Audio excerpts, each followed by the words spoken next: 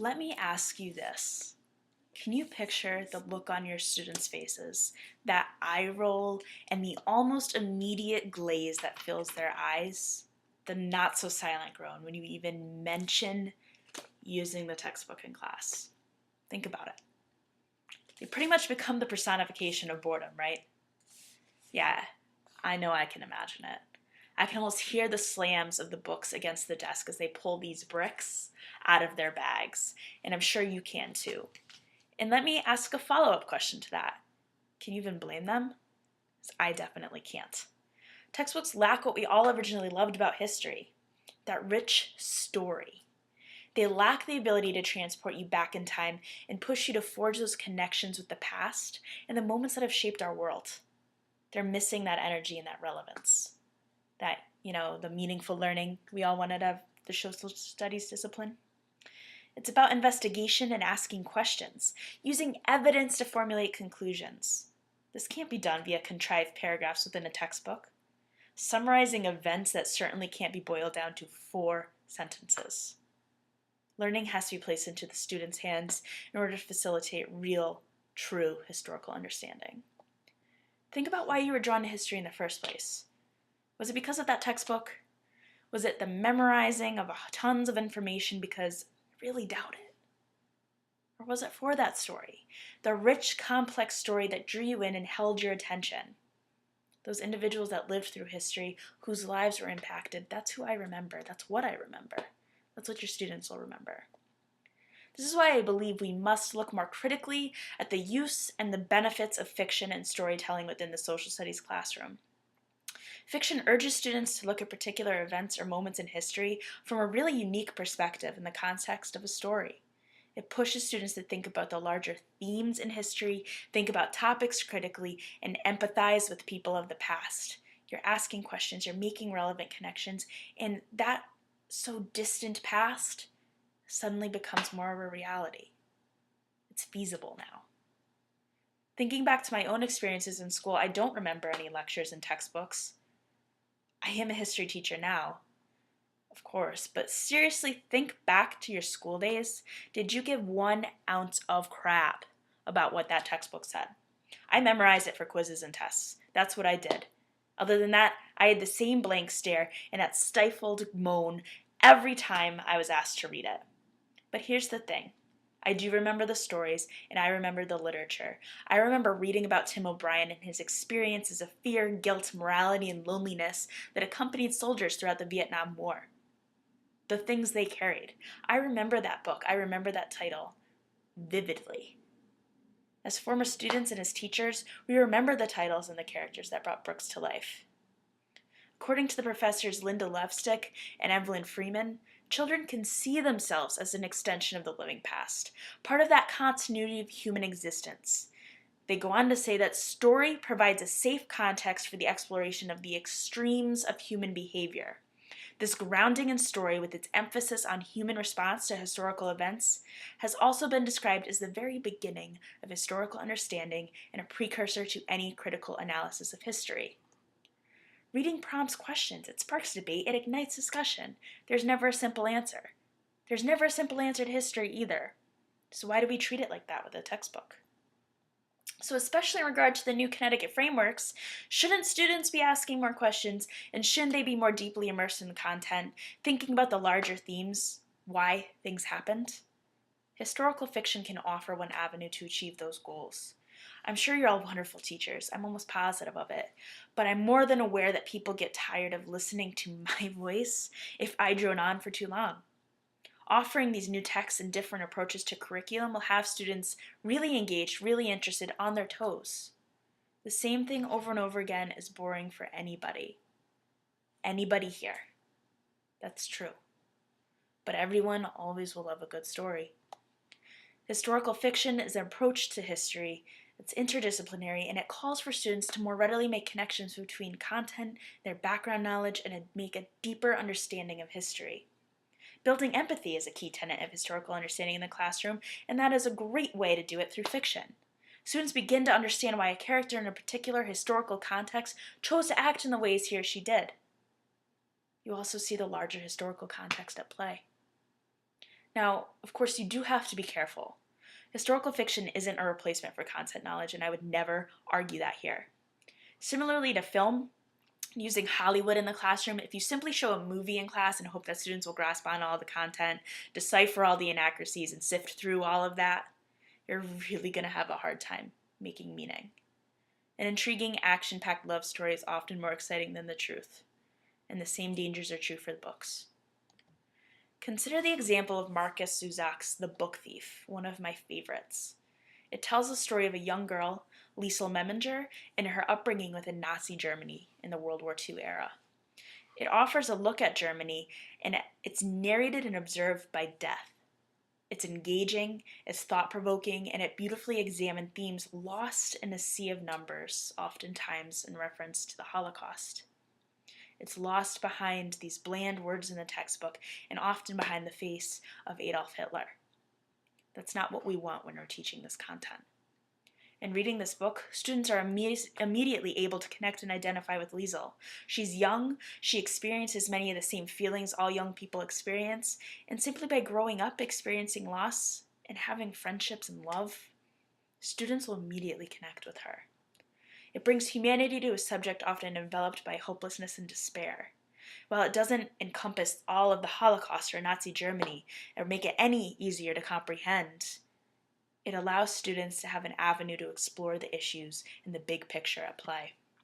It provides students with this platform to look into the ways in which citizens in Nazi Germany behaved, the issues they faced, and how they handled everything around them. Let's take a look at this passage from the book. Her hair was close enough brand of German blonde, but she had dangerous eyes, dark brown. You didn't really want brown eyes in Germany around that time. Perhaps she received them from her father, but she had no way of knowing, as she couldn't remember him. There was really only one thing she knew about her father, and it was a label she didn't understand. She'd heard it several times in the past 2 years. Communist. There were boarding houses crammed with people, rooms filled with questions, and that word. That strange word was always there somewhere, standing in the corner, watching from the dark. Those words are powerful, and they stick with you. You're not going to forget those for a while, and neither will your students. And like any good literature, these lines speak to larger themes and characters that define humanity and can be placed into that historical context.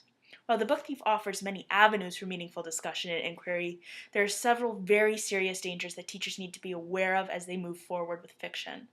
Here are the 5 ways that using historical fiction can be problematic if you're not well prepared. First, simply relying on this one text would be a fault in itself. That's especially true with literature and history, as books often offer very narrow perspectives and experiences associated with the time period or event. It won't be enough. It won't be enough to just provide students with a book and tell them to go off and learn, go read, you'll get it. No. Especially when thinking about The Book Thief, it's important to consider the fact that this is a very highly sensitive, difficult history. Without scaffolding this book, the deeper meaning of it is going to be lost, and really, the enormity of the Holocaust will be lost as well. You must bring in other sources and other information. Second, students run the risk of having a grotesque misunderstanding or incomplete picture of the Holocaust and what occurred if you were only to relate it back to Liesel as every child's experience. She's one little girl, her family is one family. You need to give students a solid context to place her narrative so they do not chalk it up to the end-all be-all. Number 3, fiction's not necessarily factual, which is why it's fiction. And things have the potential to be exaggerated, lacking, or left out completely within a story, and there are definitely going to be significant gaps that it is your job to fill and encourage students to think about critically and really see where there's some disconnect between what they've been learning in class and the books they read. Number 4, you need a purpose when you're choosing your text. You need to be prepared to really understand why you're picking a particular text and make that clear to your students. They need to know what they're focusing on. They need to know that they're reading this for a reason and a purpose to understand. It's not a secret. You can't keep them guessing. And for example, if you're using The Book Thief, then make that clear, that you're using it to explore life in Nazi Germany. Students need to know what they're focusing on. Number 5, you must keep in mind that students will be reading a novel far differently than they will be reading a primary source or a textbook. Similarly to the way in which we scaffold and build skills that revolve around primary source analysis, we must help students understand the ways in which literature is different. It's put together differently, and allowing them to understand the layers and elements of historical fiction. So students will be thinking about characters, context, plot, themes. You won't provide a primary source to a student without a context and expect them to make meaningful connections. You scaffold it. You guide them through the process. So keep that in mind as you think about how to incorporate fiction into your classroom. Considering The Book Thief again, it would be critical to explain the concept to the narrator. Like I said before, the narrator is death. That's pretty significant, and students would need to understand why something like that is actually going on throughout the text. Why is this going to be important to what they're learning? After addressing these dangers, you may be thinking, so what will my students be doing while they're reading if I'm going to address all these dangers? And it's a question you're going to need to ask yourself as you prepare your unit and your lessons that revolve around the book. It can vary from book to book, unit to unit, whatever you're doing with it, it will vary. Especially because this is a social studies context, you need to think about how you will help students focus on key elements of the text that you plan on using as discussion points throughout content. Students must be provided with pre, during, and post-reading activities and exercises to help reinforce the messages and themes throughout the text. Obviously, literature speaks to individuals in very different ways.